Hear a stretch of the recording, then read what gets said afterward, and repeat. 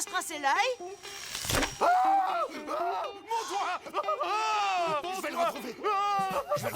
Après la sortie de Carlos de prison, il rencontre une nonne nommée Marie. Elle commence à s'accrocher à lui tous les jours. Pour s'en débarrasser, Gabi décide de donner 8 000 $. Son plan était d'envoyer Marie en Afrique pour une mission humanitaire loin de Carlos.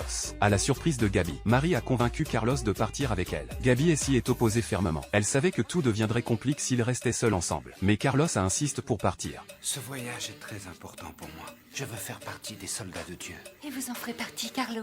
Une fois que vous aurez vu l'horreur là-bas, vous ne serez plus le même, plus jamais.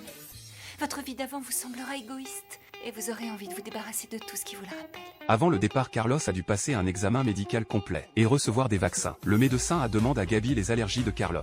Gabi pensait que Carlos était seulement allergique aux œufs. Cela ne devait pas affecter son voyage en Afrique. Oh, mais si, les œufs font partie de la liste. Il risque de mal réagir au vaccin contre la fièvre jaune. S'il est cloué au lit, il ne pourra pas quitter le pays. Pourtant, suivant le conseil de l'infirmière, Gabi a menti et a dit que Carlos était allergique au caviar, pas aux œufs. Carlos a fait une réaction allergique après la vaccination. Gabi était contente que la nonne parte, mais elle ignorait totalement les ennuis bien plus graves qui allaient suivre. Le lendemain, le jardinier a dit à Gabi qu'il avait vu des photos sexy d'elle sur un site internet. Gabi a immédiatement dit à Carlos que les photos avaient été prises avec son ex-petite amie avant leur mariage. Après leur rupture, son ex les a mises en ligne pour gagner de l'argent. Scott est un peu heureux.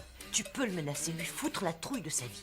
Il suffit que tu ailles le voir, que tu le brutalises un peu, et le lendemain, mes photos ne seront plus sur le site. Mais sous l'influence de Marie, Carlos a dit qu'il ne réglerait plus les problèmes par la violence. Il a dit à Gabi de se débrouiller seule. Gabi ne revenait pas même après avoir envoyé Marie en Afrique. Elle occupait toujours une place dans le cœur de Carlos. Alors Gabi déroule un tapis de yoga. Elle s'est déshabillée et a fait du yoga dehors devant les deux jardiniers. C'est pas vrai, qu'est-ce que tu fais? J'assume, mon chéri! Tournez-vous et continuez à jardiner. Oh, Carlos, tu es sans pitié.